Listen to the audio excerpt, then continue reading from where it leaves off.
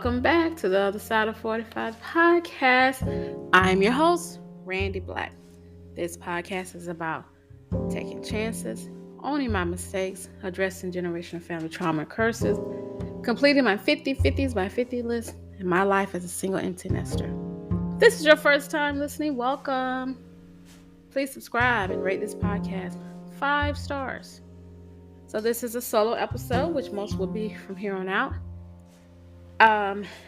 This episode is a little late, a day late, because I did in fact record and upload an episode for this week. However, I had to take it down because it was addressing something that I had not discussed with my children. And in the podcast, I said, by the time this airs, I would have discussed this with my children because they didn't know. I didn't get a chance to do that because the girls were very busy in college. So if I'm still feeling up to it, because it was a very dark episode, then I'll post that for next week. So I'm going to switch gears and talk about something that's less like my life, but I'm super happy and great, and I'm glad I have an opportunity to talk about this.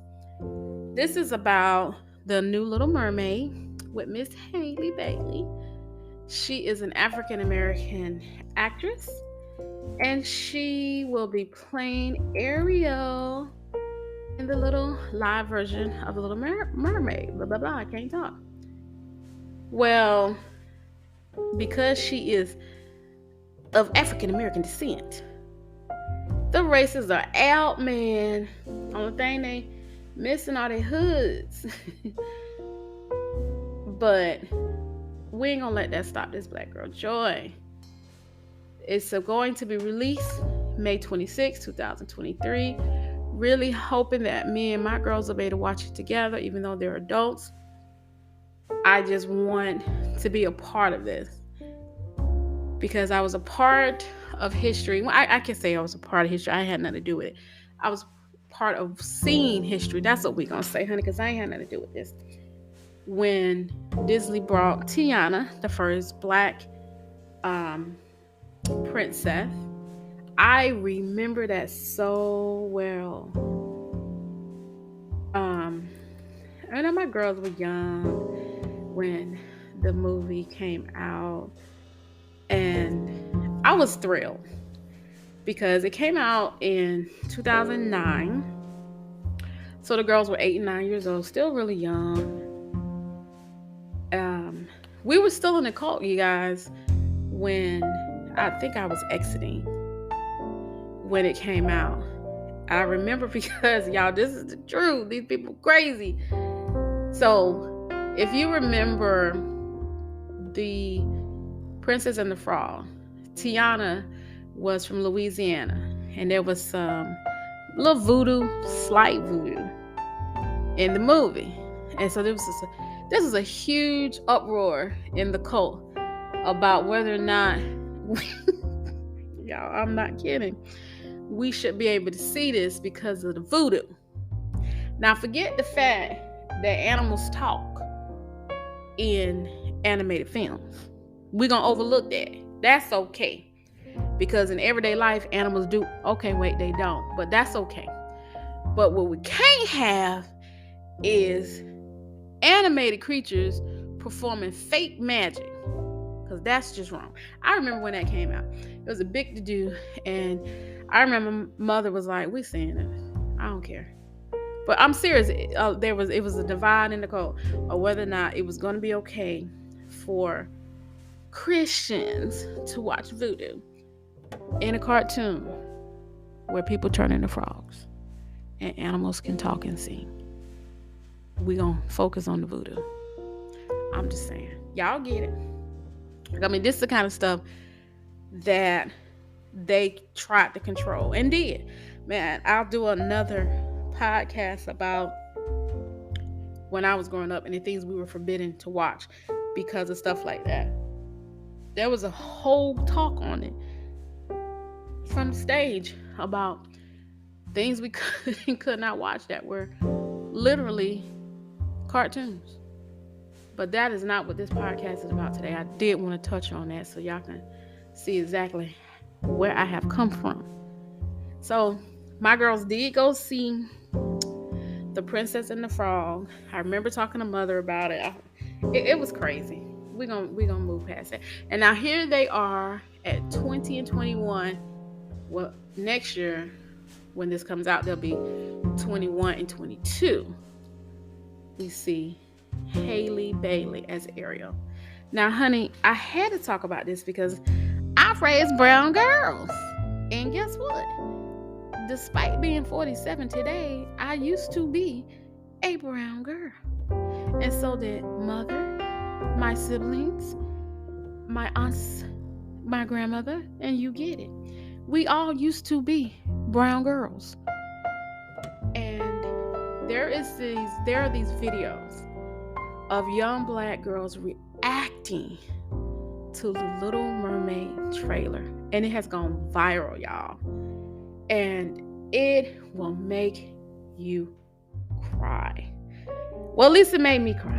And I have watched these videos over and over and over again. Not because I like to cry. Well, maybe it is. I don't know. Okay. But it's not because I like to cry. I like to see their faces. They're just smiling, these beautiful little kid smiles, and they just, Mommy. Or they'll say, she's my absolute, I can't talk. My absolute favorite is, she's brown like me. Oh, you got to be some kind of nasty racist and not to see the beautiful in that. It's just heartwarming to see these little girls. And I've seen one little boy. And he's of biracial descent and his mom is white. And she did her, I'm not trying to take away the joy from the black girls. I just want to show you how my son reacted. He's a cutie little pie. And, he's got this huge, when he finally sees Ariel, because when they play it, the trailer is her in the sea, of course, because she's a mermaid. That's where they live. And then they show her and she's singing. Oh, child, hello. Like, it's just great. Now, if you just switch gears a little bit and talk about little racist dogs, they plan to digitally replace Little Mermaid with a white actress. I mean, they just disgusting. They're just disgusting. I feel a little bit better when I see white people stand up and say, y'all just racist. Because I've seen both videos. I've seen people do duets on white people getting mad, talking about, what if white people did it? Wake up, Jethro. White people been doing it for decades. White people have whitewashed history, actual history, and replace historically minority characters with white ones. Okay, y'all been doing that for years, decades. Let's not pretend, Jethro. Or he just might be stupid. Either way it go, they've been doing it for years. So this one said, and this is my favorite, and I actually comment. I don't do a lot of commenting on social media. My favorite racist said, not my favorite racist, Lord have mercy, that sounded crazy. It was a duet on TikTok. Let's be very clear. I do not follow racists on TikTok or anything else that I know of. Anyway, so they're duetting with this stupid hillbilly Bubba, talking about, well, what if white people did it? And we had an all-white cast, let's say for maybe Roots, or the color purple. Have at it, Jethro. Let me tell you something. I would love to see I ain't gonna say love to see. That's not true, because I actually don't like watching oppression movies. It does not entertain me.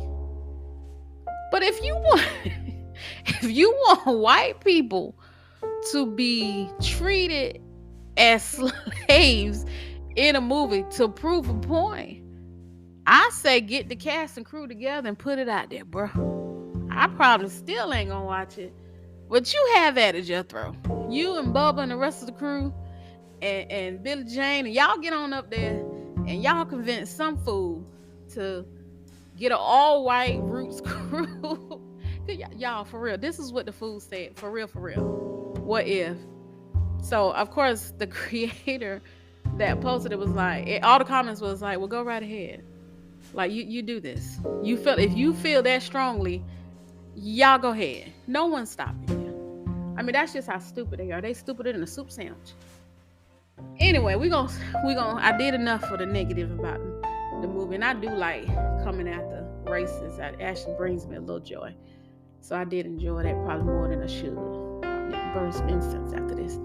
Anywho, so you're seeing these kids and this heartwarming reaction, seeing Hailey as a little mermaid, and I ain't gonna lie, I cried actual tears, like actual literal tears came out of my eyes, because first of all, it's the freaking cutest thing. It's so cute and sad, because darn, it's 2022. What y'all waiting on? But then, of course, honey, as things do, and how my podcasts go, I had to reflect. I had to reflect on me at my 47-year-old self, thinking about me as my 7-year-old and younger self, and think, I didn't have that. There was no black Ariel. There was no Tiana. All the Disney princesses that I saw were all white. And you know what? I didn't have the forethought to think deep. And of course, I was also a child, that none of those people looked at me. It was so common that I didn't expect it, nor did it seem wrong. I didn't. And so when those kids were reacting, it was like, she's brown like me. It never occurred to me as a child that it should be brown like me. Why were there no cartoons with Disney princesses that looked like me? I saw Snow White. I saw Cinderella. I didn't see. There was no Tiana for us. And there were no black dolls. I do remember, I think, having a black Barbie. Actually, I remember having white Barbies, to be honest with you. But I just didn't think about it. I know that they came out in the 80s, but I don't know if I had one. I don't remember having one. I refuse to say I didn't, because I ain't sure. But I don't remember having one. I don't ever remember having one. I remember all of them being white. And I know for a fact they were all white. And I don't know that I had the forethought to think, why are these Barbies not black? But see, these little girls and boys, they don't have to do that. They don't have to do that. They get to see the dolls that look like them. They even have dolls who have disabilities. I love that. Holy cow. But it's a little bit of going back in time for me, as my podcast seems to do. Purposely, of course. I remember this is a cute little funny story. I hope you think it's cute and funny as I did. When my youngest was little, and she wasn't really big on baby dolls. Now, there's difference between baby dolls and Barbie dolls. She played some with Barbies, but she didn't actually at the time have a baby doll. And even when I did buy her dolls, her sister would take it because she wasn't that really into dolls. And there was nothing wrong with that. I didn't think there was anything wrong with that. But I know we were having a conversation about it one day. I don't know why. And my sibling had said, well, we were like, well, Asia, you really don't like dolls. My youngest. I said, you're really not a doll person. She was like, yes, I do. I do like baby dolls. They just don't have the baby doll that I like. So my siblings took her up on that. So, okay, well, we're going to go find one. Y'all, let's go. So we get in the car. We drive all over the place. Honey, in the suburbs of Atlanta, honey, we hit every retail store that sold dolls. But listen, my baby was very specific. She was a deep thinker back then, honey. And one day, if she decides to continue to be a lawyer, she is going to be a darn good lawyer. Because she started this as a young little thing. So she had this list. And she told us before we left, the doll's head has to be like this. It's kind of hard. She didn't like real hair. The body has to be soft, but she had to have real feeling. Not real, but you could feel the hands. Had to have soft hands, but not necessarily have to have feet. The feet could be in like a jumper. Very, very specific. And I don't remember all the details, but it was downright hilarious. So off we went, retail store after retail store after retail store, trying to find this perfect doll for this child, who we knew wasn't going to play with it, because that was the whole challenge, that even if we were to find the perfect baby doll, that she was going to abandon that doll and her sister was going to take over. So we finally found a doll. Yes, this is what I want. We buy it for her. My sister bought it for her, and boom, she gave it up within a day or two. And her sister had yet another baby doll. My girls, and I've mentioned this before on my podcast, they taught me what feminism really looks like, because I had a very narrow view coming from the cult, and they made me think wider, broader, deeper, that you don't have to like baby dolls or Barbies or anything to be a feminist. That's not what it looks like. And I'm grateful for that, because I had a very narrow view. And I'm glad that I'm more open now, because I grew up in a cult and I grew up in a family that didn't embrace people being different and doing things outside of the norm. But I'm glad I did. And I applaud Disney. I don't give them a whole lot of credit, because they took their sweet time about this. For doing this, I applaud them for this little bit token of what they done, and I hope they do more. I stood by the Asian community when they got their first superhero. I was ecstatic. Now, I still hadn't seen the movie because I'm cheap and I don't like to pay movie prices. I don't even know if it actually hit the theaters. Like right now, I couldn't tell you one single solitary movie that's in theaters right now. I don't know. That's not what I do. Now, I will go to the movies. It's just not really my thing. Like, I'm not one of the people like, oh, it's out, I'm going to go see it. I'll be like, oh, it's out. How long is it going to take before I can see it on Netflix? Because I already paid for that. Now, I don't know if I'm going to wait that long to see The Little Mermaid. And I know, like I said earlier, that it is coming out in May 2023. I don't think I'm going to change quite that much if it does hit the theaters. Now, maybe I'll go to a matinee, or maybe somebody will feel sorry for me, ask me on a date, and I'll say, hey, can we go see The Little Mermaid? Because I'm too cheap to pay for my tickets. Can my children come? Because I want to see it with them.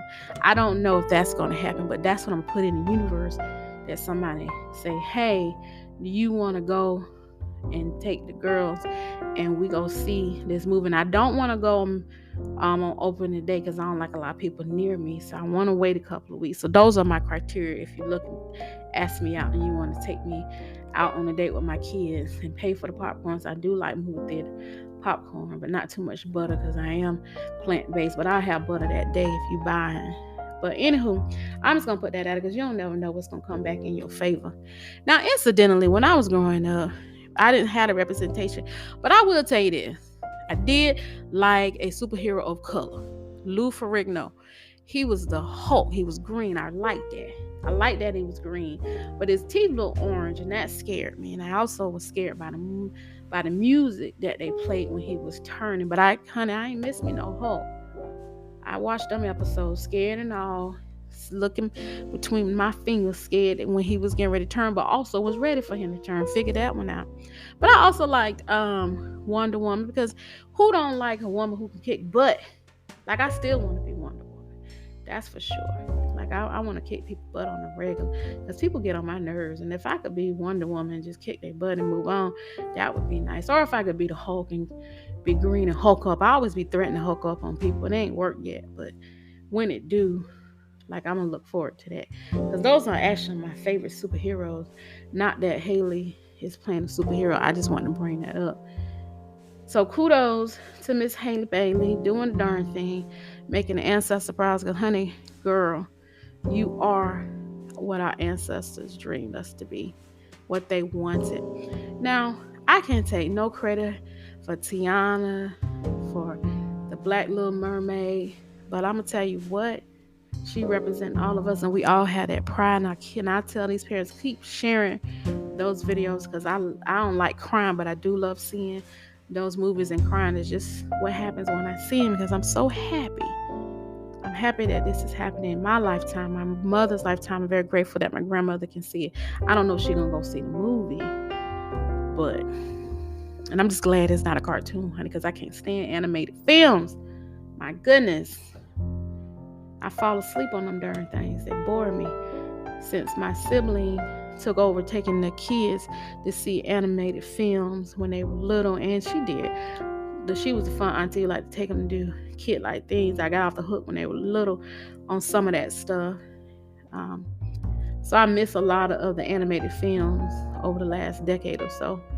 And the last one I tried to see, I think maybe last year or 2 years ago, what was the name of that cartoon that came out? Everybody went crazy for. Honey, me and the girls went to go see it in the holidays, and I fell asleep in the movie theater.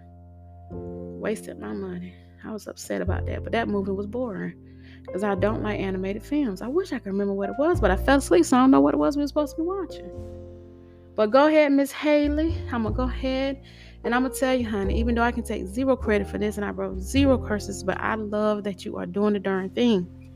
And I sit with all 10 toes down, chest out, when I say good for you, and you are representing the community the way you should.